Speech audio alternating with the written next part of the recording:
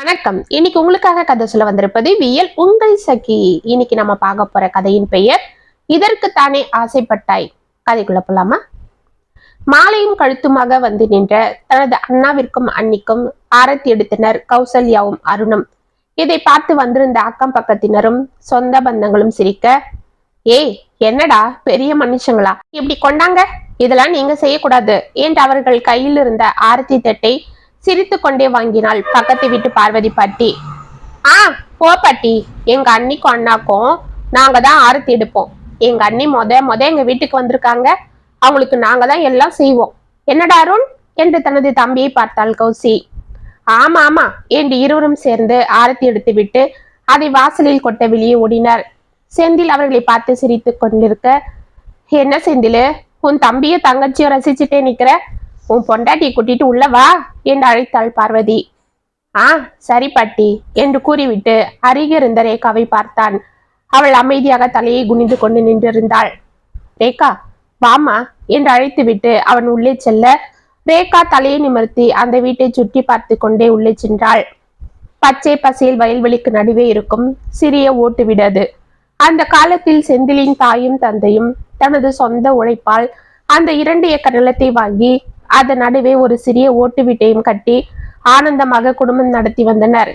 நிலமும் அவர்களுக்கு நல்ல பலனை கொடுத்து கொண்டிருக்க அழகான 3 பிள்ளைகளை எந்த கவலையும் இன்றி வளர்த்து விடலாம் என்று அவர்கள் தைரியம் கொண்டிருந்த சமயம் செந்திலின் தந்தை மாரடைப்பால் திடீர் என்று மரணம் அடைய அந்த அதிர்ச்சியை தாங்கிக் கொள்ளாத அவனது தாயும் ஒரே மாதத்தில் தனது கணவரை தேடி இந்த உலகத்தை விட்டு சென்று விட்டாள். ஒரே சமயத்தில் தனது தாய் தந்தை இருவரையும் இழந்த அவர்கள் அதிர்ந்து போக வீட்டின் மூத்த பிள்ளையான செந்திலே அன்றிலிருந்து தன்னை விட வயதில் மிகவும் சிறியவர்களான தம்பி தங்கையை பொறுப்பாக பார்த்து கொள்ள ஆரம்பித்தான். படிப்பை நிறுத்திவிட்டு தனது தந்தை விட்டு சென்ற நிலத்தில் விவசாயம் செய்து கொண்டு தனது தம்பி தங்கையை படிக்க வைத்துக் கொண்டிருந்தான். கௌசல்யாவும் அருணும் கூட தனது அண்ணன் மீது மிகவும் பாசமாக இருந்தனர். அவனது பேச்சுக்கு எதிர்பேச்சு பேசாமல் தனது அண்ணனே உலகம் என வளர்ந்து வந்தனர். செந்திலும் அவர்களுக்கு எந்த குறையும் இன்றி அன்போடு வளர்த்து வந்தான். கௌசல்யா இந்த ஆண்டு 9வது படித்துக் கொண்டிருக்க அருண் 7வது படித்துக் கொண்டிருந்தான். இதற்கு மேல் வீட்டில் ஒரு பெண்ணின் துணை அவசியம் என்று அக்கம் பக்கத்தினரும் சொந்த பந்தங்களும் செந்திலை திருமணம் செய்து கொள்ள வற்புறுத்த அதை பற்றி எண்ணமே இல்லாமல் இருந்த செந்தில் தனது தங்கை தம்பிக்காக திருமணம் செய்து கொள்ள சம்மதித்தான்.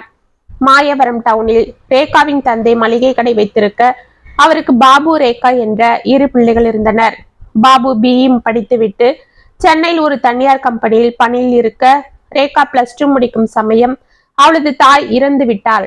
அதற்கு பிறகு தனது தந்தையை கவனித்துக் கொள்ள வீட்டில் யாரும் இல்லாததால் வீட்டில் இருந்தே BCom படித்திருந்தாள்.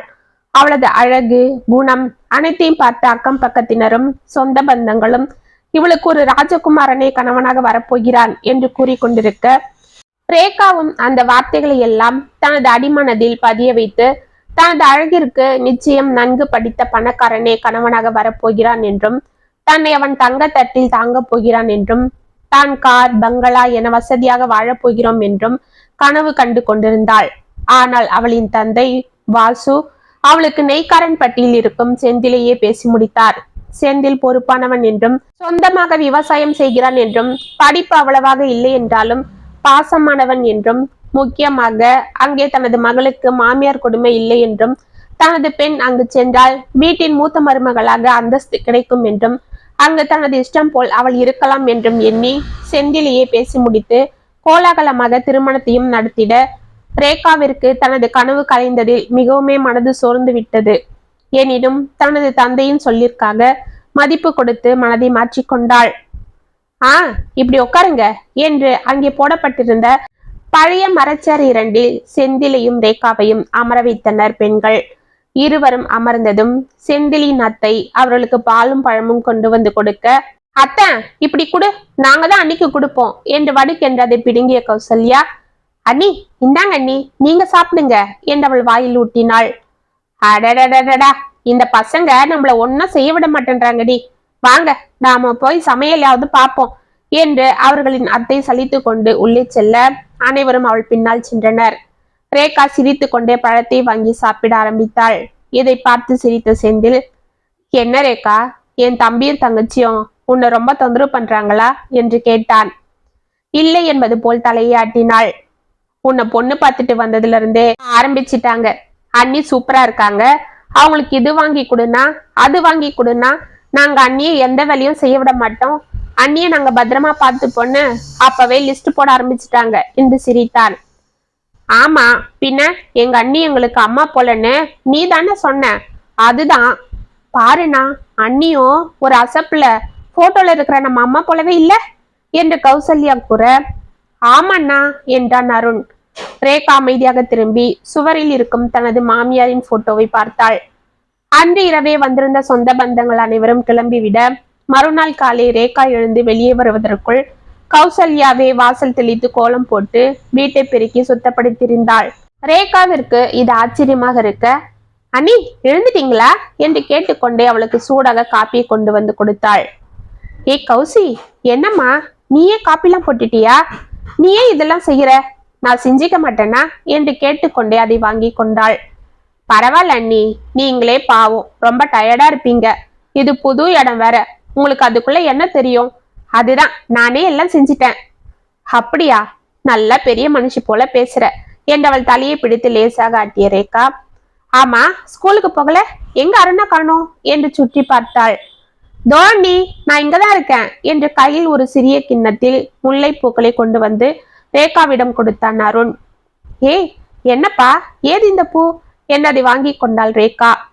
அண்ணி, இது நம்ம தோட்டத்துல பூத்துது, நான் தான் இந்த செடியை வச்சேன், தினமும் அதுக்கு நான் தான் தண்ணி ஊத்துவேன். இது மட்டும் இல்ல அண்ணி, ரோஜா, மல்லி, நித்தியம் மல்லின்னு நிறைய பூச்செடி வச்சிருக்கேன், அதுல இருந்து இனிமே தினமும் உங்களுக்கு நானே பூ எடுத்து கொடுக்குறேன். அப்படியா, இத்தனை நாள் யாருக்கு கொடுத்துட்டு இருந்த?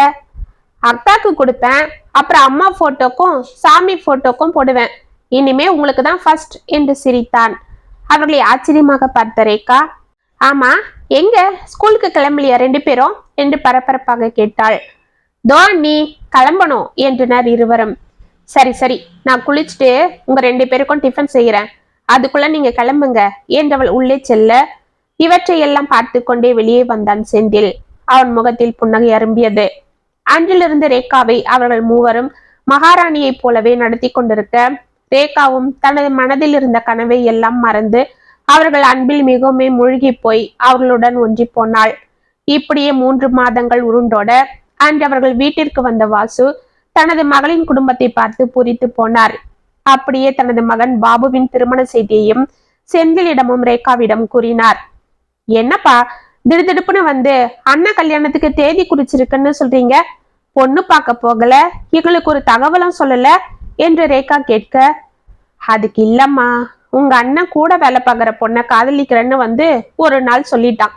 சரி, அது என்ன ஏதுன்னு விசாரிக்கலாம், உங்ககிட்டயும் சொல்லி வர சொல்லலான்னு யோசிக்கிறதுக்குள்ள பின்னாடியே சம்மந்தி வீட்டுக்காரங்களும் வந்து சீக்கிரமா எங்க பொண்ணு கல்யாணத்தை முடிக்கணும், புடிங்க பாக்கு வெத்தலையன்னு சொல்லி தட்டை மாத்திட்டு போயிட்டாங்க. கல்யாண வேலையெல்லாம் கூட அவங்களேதான் எல்லாம் பார்த்துட்டு இருக்காங்க. பொண்ணு வீட்டுல நல்ல வசதியா, சென்னையில பெரிய வீடு இருக்கான், ஏற்காடுல 2-3 எஸ்டேட் இருக்கான், என்னென்னவோ சொல்றாங்கம்மா, எனக்கு ஒன்னும் புரியல, கண்ணை கட்டி காட்டுல விட்டது போல இருக்கு. உங்க அண்ணன் தான் காலில் வெந்நீர் கொட்டினது போல குதிக்கிறான், நான் என்ன செய்யறது? அதுதான் எல்லாத்துக்கும் தலையாட்டிட்டு இருந்துட்டேன். வர கார்த்திகை மாசம் கல்யாணத்துக்கு தேதி குறிச்சிருக்கு, மாப்பிள்ள நீங்க தான் வந்து முன்ன நின்னு எல்லாம் பாத்துக்கணும் என்றார் வாசு. அதுக்கு என்ன மாமா, நான் பாத்துக்கிறேன், ஆனா இப்பத்திக்கு நிலத்துல கொஞ்சம் வேலை இருக்கு, பசங்களுக்கும் எக்ஸாம் இருக்கு, எங்களால வர முடியாது. வேணும்னா ரேகாவை நீங்க ஒத்தாசைக்கு கூட்டிட்டு போங்க, நாங்க அறுவடை முடிஞ்சதான் வந்துடுறோம், பசங்களுக்கும் அதுக்குள்ள லீவ் விட்டுடுவாங்க. ரேகாவும் அமைதியாக இருக்க சற்று நேரம் யோசித்த வாசு, சரி மாப்பிள்ள, நீங்க சொல்றதும் வாஸ்தவம் தான், அப்ப நான் ரேகாவை கூட்டிட்டு போறேன், அங்க பொண்ணு வீட்டுக்கும் போக வேண்டிய வேலையெல்லாம் இருக்கு, வீட்டு பொண்ணு அவ இருந்தாதான் எல்லாம் பார்க்க முடியும் என்றார். சரி மாமா, அப்படியே செய்யுங்க என்றான் செந்தில். ரேகா ஜோராக தனது தந்தையுடன் கிளம்ப அவளை விட்டு பிரிய மனமின்றி அருணும் கௌசியும் அழுது கொண்டிருக்க அவர்களுக்கு சமாதானம் குறிவிட்டு ரேகாவையும் வாசுவையும் வழி அனுப்பினான் செந்தில். வீட்டிற்கு சென்ற ரேகா தனது தந்தையுடனும் சொந்த பந்தங்களுடனும் சேர்ந்து கொண்டு தனது அண்ணன் திருமணத்திற்கு அனைத்தும் ஏற்பாடு செய்து கொண்டிருக்க அந்த பிஸியில் செந்திலுக்கு போன் செய்வதை கூட மறந்து போனாள். செந்திலும் இதை பெரிதாக எடுத்துக் கொள்ளாமல் அவனை தினமும் போன் செய்து விசாரித்துக் கொண்டிருந்தார். அன்று பெண்ணிற்கு முகூர்த்த புடவை எடுக்க அனைவரும் சென்னைக்கு கிளம்ப பெண் வீட்டை பார்த்து வந்திருந்த சொந்தங்கள் அனைவரும் மூக்கின் மீது விரலை வைத்தனர். ரேகாவும் அந்த மாளிகை போன்ற வீட்டை பார்த்து மலைத்து போக பாபுவிற்கு பெருமை பிடிபடவில்லை. மணப்பெண் ராணி ரேகாவிடம் அன்போடு பழக அவளது அன்பை பார்த்து ரேகாவும் அவளிடம் பாசமாக பழகினாலும் உள்ளுக்குள் அவளது படிப்பு, உடை, அலங்காரங்கள், ஆடம்பரம், வசதி அனைத்தையும் பார்த்து சற்று பொறாமையும் கொண்டிருந்தாள். ராணியை ஒவ்வொரு விஷயத்திலும் பார்த்து பார்த்து அவள் ஆச்சரியப்பட்டு கொண்டிருந்தாள். தான் வாழ ஆசைப்பட்ட வாழ்க்கையை தனது அண்ணி வாழ்ந்து கொண்டிருப்பதை பார்த்ததும் மனதிற்குள் புதைந்து போயிருந்த அவளது ஆசை கனவுகள் மெதுவாக துளிர் விட ஆரம்பித்தது. அன்று அனைவரும் சாப்பிட்டு விட்டு பேசி கொண்டிருக்க ரேகா மட்டும் மாடியில் இருக்கும் அறையில் அமர்ந்து கொண்டு ஏதோ யோசனையில் இருந்தாள். அப்பொழுது அவளை தேடிக்கொண்டு வந்த ராணி, என்ன ரேகா, நானும் பாக்குறேன், வந்ததிலிருந்து ரொம்ப சைலண்டாவே இருக்கீங்க, உங்களுக்கு என்ன பிடிக்கலையா என்று கேட்டு விட்டு சிரித்தாள். அதெல்லாம் ஒன்னும் இல்லை நீ, எங்க அண்ணன் உங்களை பத்தி சொல்லும் போதே எனக்கு பிடிச்சு போச்சு, நீங்க ரொம்ப ஜாலி டைப்புன்னு சொன்னா. ஆமா ரேகா, சின்ன வயசுல இருந்தே அப்படிதான், என் மனசுல எதனா பட்டா பட்டுன்னு சொல்லிடுவேன். அதை மறைச்சு வச்சு சாட பேசுறது, வேற மாதிரி நடந்துக்கிறது, இதெல்லாம் எனக்கு பிடிக்காது. ஆமா நீ, அதுதான் நல்லது, நானும் அது போலதான். அப்படியா, அப்பனா என்னை பத்தி நீங்க என்ன நினைக்கிறீங்கன்னு பட்டுன்னு சொல்லுங்க பார்க்கலாம் என்று சிரித்தாள் ராணி. அது சொல்லுங்க, இப்பதானே சொன்னீங்க என் மனசுல பட்டதை பட்டுன்னு சொல்லிடுவேன்னு. சரி சொல்றேன் நீ, நீங்க ரொம்ப அழகா இருக்கீங்க. உங்களை விடவா என்று ராணி கேட்டதும் ரேகாவின் முகத்தில் வெட்கம் வந்தது. சரி சரி சொல்லுங்க என்று அவள் கைகளை பிடித்து கொண்டாள் ராணி. அப்புறம் நீங்க நல்லா படிச்சிருக்கீங்க, நல்ல வேலையில இருக்கீங்க, உங்க மனசுக்கு பிடிச்சது போல எங்க அண்ணனும் உங்களுக்கு புருஷனா வரப்போறான், உங்க வீட்டுக்கும் நீங்க செல்ல பொண்ணு, உங்க அம்மா அப்பாவும் உங்களை நல்லா இளவரசி போல வளர்த்துருக்காங்க. அதாவது எங்க வசதியை சொல்றீங்களா என்று சிரித்தாள். ஆமா நீ, நீங்க ரொம்ப லக்கி என்று சிரித்தாள். அதனால என்ன இருக்கு, நீங்களும் தான் லக்கி.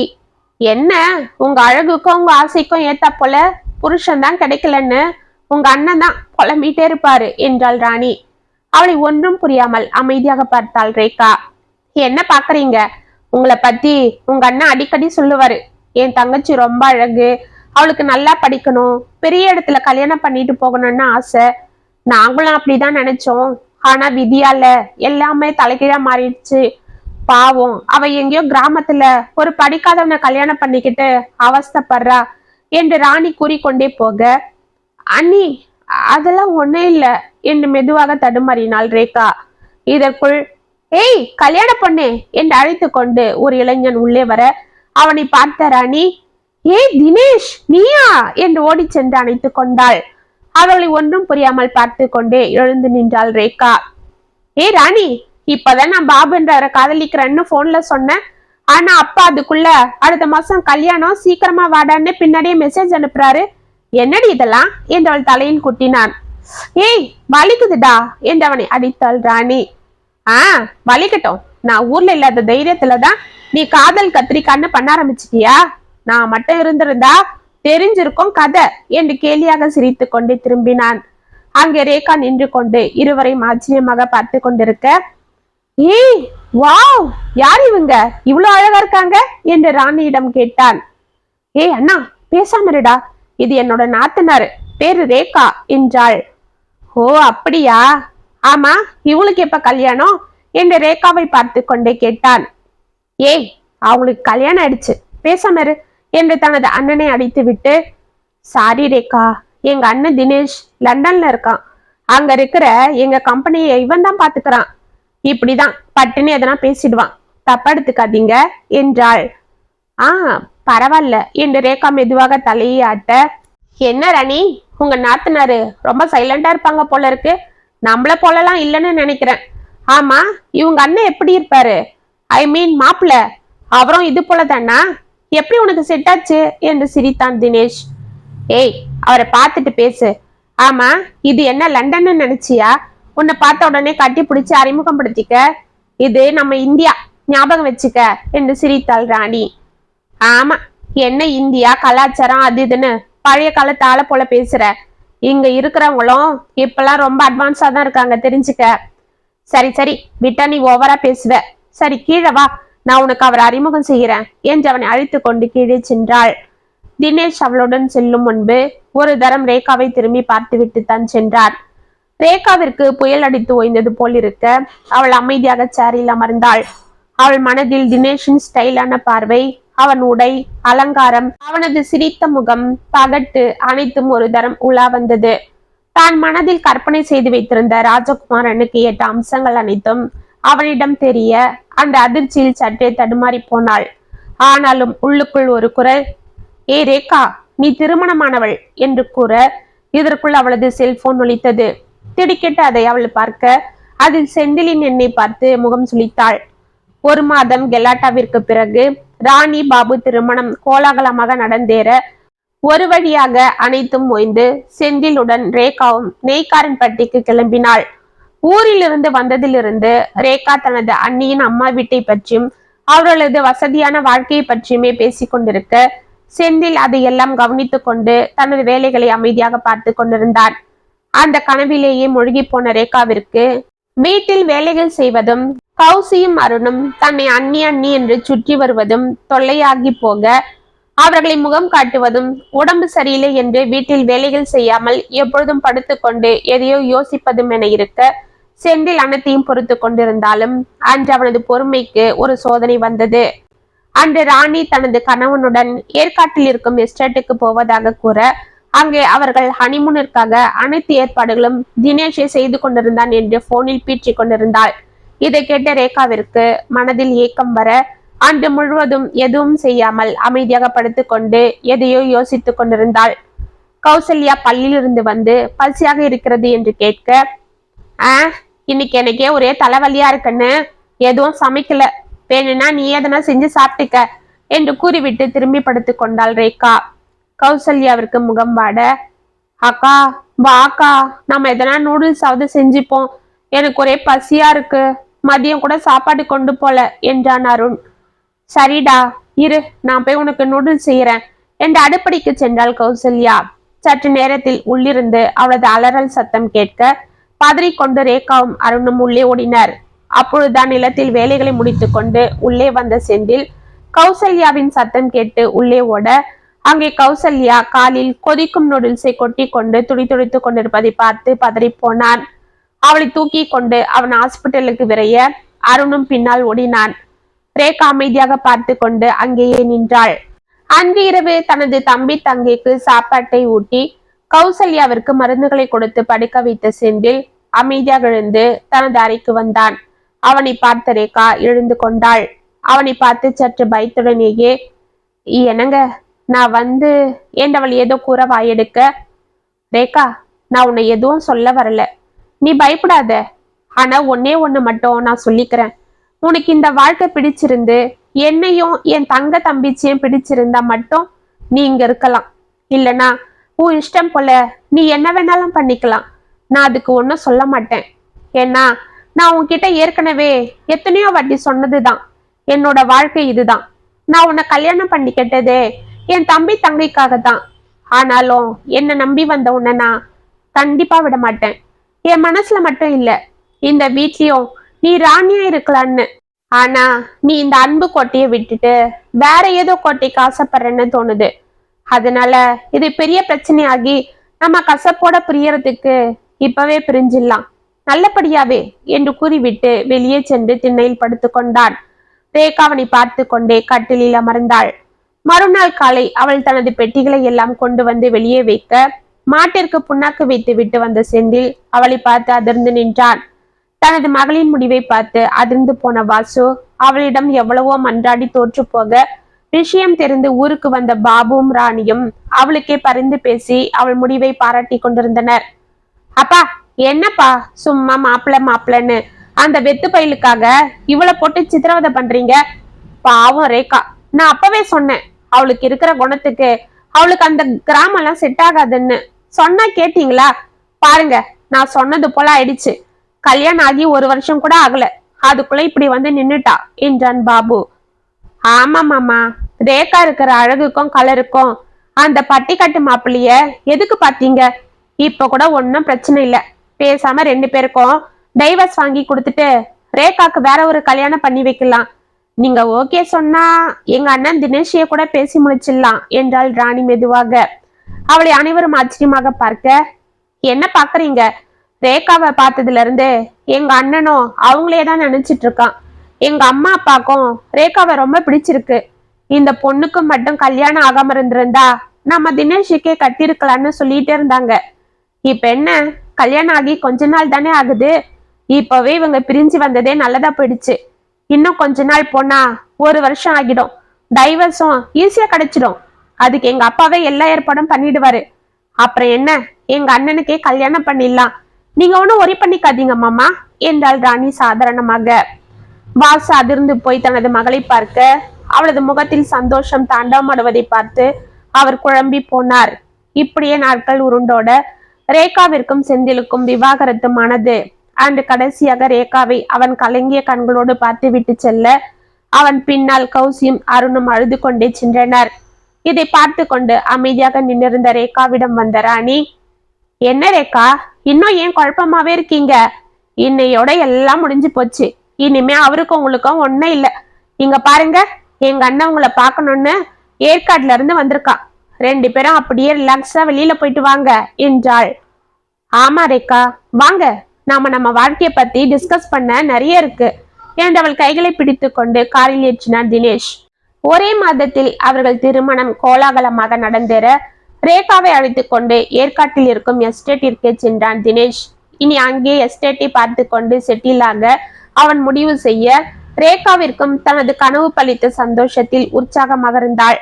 தான் ஆசைப்பட்டது போல் அழகான படித்த கணவன், பெரிய பங்களா, அனைத்திற்கும் வேலையாட்கள், எங்கு செல்ல வேண்டும் என்றாலும் தயாராக நிற்கும் கார், விதவிதமான உடைகள், அதற்கேற்ற நகைகள், பலவிதமான சாப்பாடு என சுகபோகங்களில் அவள் திளைத்து கொண்டிருக்க 1 மாதம் வரை இப்படியே சந்தோஷமாக தினேஷுடன் ஊரை சுற்றுவதும், விதவிதமாக பட்டு சேலை நகைகள் என அணிந்து கொண்டு அழகு பார்ப்பதும் ஆடம்பரமாகவும் இருந்த ரேகாவிற்கு ஏதோ தான் சொர்க்கத்திலே இருப்பதாக உணர்ந்தாள்.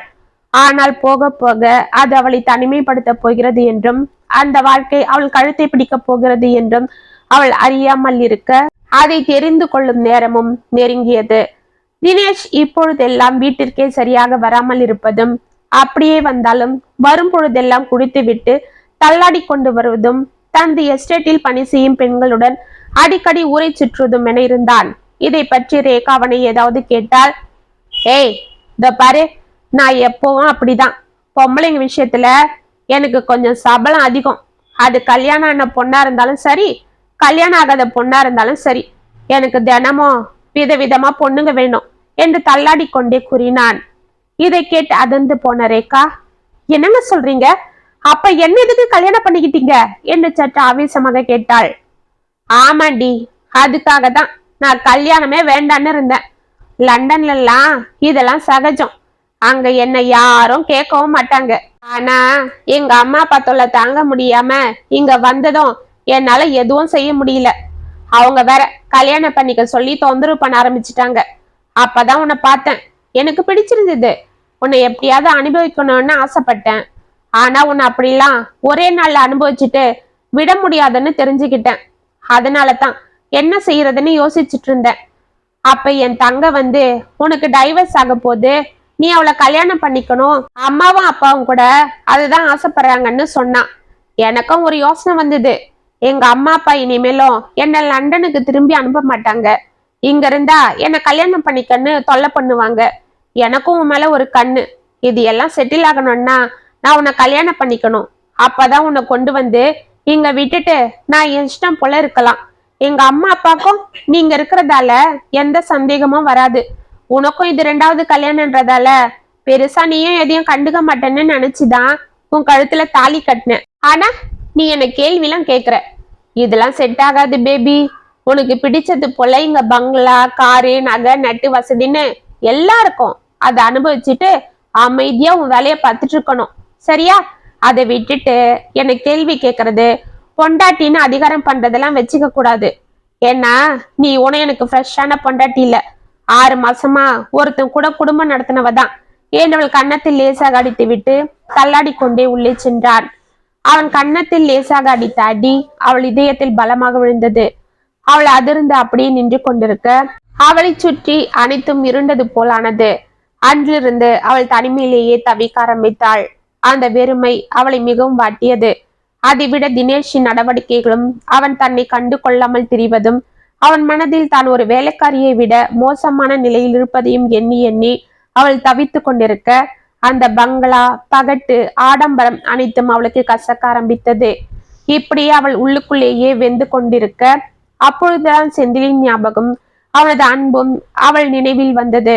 அந்த சிறிய வீட்டில் அவளை மூவரும் ராணியைப் போல் தாங்க அங்கே தான் வாழ்ந்த அந்த இன்பமான வாழ்க்கை அவள் மனத்திரையில் வந்து வந்து வாட்டியது. இதையெல்லாம் எண்ணி அவள் நொந்து கொண்டிருக்க அன்று தனது பங்களாவில் வேலை செய்யும் ராசாத்தி தனது மகளின் திருமணத்திற்காக பத்திரிகை கொண்டு வந்து வைத்து ரேகாவை வற்புறுத்தி அழைத்தாள். இந்த பங்களாவில் தனக்கு இருக்கும் ஒரே ஆதரவான ராசாத்தியை அவளுக்கு பிடிக்கும் என்பதால் அன்று அவள் மகள் திருமணத்திற்கு புறப்பட்டாள் ரேகா. குளித்து முடித்துவிட்டு புடவையை கட்டி கொள்ள பீரோவை திறந்து அடுக்கிருந்த புடவைகளை பார்த்து கொண்டிருந்த ரேகாவின் கண்களில் அரக்கு நிற பட்டு புடவை விழுந்தது. அதை சற்று நேரம் உற்று பார்த்து கொண்டிருந்தாள். அது செந்தில் திருமணமாகி தான் முதலாக அங்கு வாழச் சென்ற போது ஆசையோடு எடுத்து கொடுத்தது. அதை அவள் கட்டி கொண்டு வந்ததும் அதை பார்த்து அவன் பூரித்து போக அன்று அவளை வண்டியில் அமர வைத்துக் கொண்டு ஊரையே சுற்றி வந்து விட்டான். அந்த ஞாபகங்கள் அவள் கண்ணில் கண்ணீரை வரவழைக்க அதை எடுத்து மார்போடு அணைத்துக் கொண்டாள். காரில் இருந்து இறங்கிய ரேகாவை வாசலுக்கு ஓடி வந்து கையை பிடித்து மகிழ்ச்சியோடு அழைத்து சென்று அனைவருக்கும் அறிமுகம் செய்த ராசாத்தி, அம்மா வாங்கம்மா, என் பொண்ண உங்க கையெல்லாம் ஆசீர்வாதம் பண்ணுங்கம்மா என்று மேடைக்கு அழைத்தாள். ரேகா சிரித்து கொண்டே அவள் பின்னால் செல்ல கையில் இருந்த நகை பெட்டியை மணமேடையில் அமர்ந்திருந்த ஜானகியிடம் நீட்டினாள். அப்பொழுது அருகில் இருக்கும் மணமகனை ராசாத்தி ரேகாவிற்கு அறிமுகம் செய்ய அவனும் திரும்பி ரேகாவை பார்த்தான். நகை பெட்டியை பிடித்துக் கொண்டிருந்த ரேகாவின் கை தடதடவென நடுங்க பூமியில் இயங்கிக் கொண்டிருக்கும் அனைத்தும் ஒரு நிமிடம் அப்படியே நின்றது போல் ஆனது அவளுக்கு. மணமேடையில் இருந்த மணமகன் செந்திலும் அவளை பார்த்து அதிர்ந்து போக, என்ன மாப்பிள்ள, எங்க முதலாளி அம்மாவை அப்படி பாக்குறீங்க? அவங்கள உங்களுக்கு ஏற்கனவே தெரியுமா என்று கேட்டாள் ராசாத்தி. டக்கன சுய நினைவுக்கு வந்த ரேகா அருகே அமர்ந்திருக்கும் ஜானகியின் கள்ளம் கபடம் இல்லாத முகத்தை பார்த்து, இல்ல, எனக்கு யாரையும் தெரியாது என்று கூறிவிட்டு ஒரே ஓட்டமாக மேடையில் இருந்து இறங்கி விரைந்து ஓடி காரில் ஏறினாள். கார் விரென கிளம்ப அனைவரும் ஒன்றும் புரியாமல் பார்த்து கொண்டிருந்தனர். திருமணம் முடிந்து மணமக்கள் இருவரும் சாப்பிட்டுக் கொண்டிருக்க கௌசல்யாவும் அருணும், அண்ணா நீங்க பாத்தீங்களா என்று கேட்டுக்கொண்டு அங்கு வந்தனர். அருகில் இருந்த ஜானகி, ஏய் கௌசிமா, நீ சாப்பிட்டியா? அருணை சாப்பிட்டனா என்று விசாரிக்க அவர்களை பார்த்து தடுமாறிய செந்தில், அவங்க சாப்பிடுவாங்க, நீ சாப்பிடு ஜானகி என்று கூறிவிட்டு கௌசி அருகில் அழைத்தான். எனக்கு தெரியும் நீங்க யாரை பத்தி கேட்க வந்தீங்கன்னு, அதை பத்தி இங்க எதுவும் பேச வேண்டாம், பேசாம போய் சாப்பிடுங்க என்று கூறி அனுப்பினான். கௌசல்யாவும் அமைதியாக தனது தம்பி அழைத்து கொண்டு சாப்பிட சென்றாள். ஒரு வாரம் கழித்து பலகாரங்கள் எடுத்து கொண்டு வந்த ராசாத்தி அந்த ரேகா யாரிடமும் சரியாக பேசாமல் வந்துவிட்டதை கூறி வருத்தமடைய, அதெல்லாம் ஒன்னும் இல்ல ராசாத்தி, எனக்கு கொஞ்சம் உடம்பு சரியில்லாம இருந்தது, அதுதான் வந்துட்டேன். ஆமா, உன் பொண்ணு மாப்பிள்ளையும் ஊருக்கு போயிட்டாங்களா என்று விசாரித்தாள். அப்பவே கிளம்பிட்டாங்கம்மா. எங்க மாப்பிள்ளைய பாத்தீங்களா, எப்படி இருக்காரு என்றாள் ராசாத்தி உற்சாகமாக. அவருக்கு என்ன, நல்லா இருக்காரு என்றாள் அமைதியாக. ஆமாம்மா, பார்க்க மட்டும் இல்ல, குணத்திலையும் அவர் அழகுதான். ஏற்கனவே கல்யாணம் ஆனவர் தான், இருந்தாலும் பரவாயில்லன்னு நான் தான் என் பொண்ண அவருக்கு 2ஆம் தரமா கட்டி வச்சேன். அப்படியா? ஆமாம்மா, கல்யாணம் ஆனாலும் புள்ள பாவம், 1 வருஷம் கூட சரியா வாழலையா. இந்த தங்கமான புள்ள கூட வாழ அதுக்கு கொடுத்து வைக்கல. ஏன்? அதுக்கு ஏதோ உடம்பு சரியில்லையா, அதனால நீ யாரையாவது 2வது கல்யாணம் பண்ணிக்க, நீ சந்தோஷமா இரு, என்னை பத்தி நினைக்காதன்னு சொல்லிட்டு இருக்கு.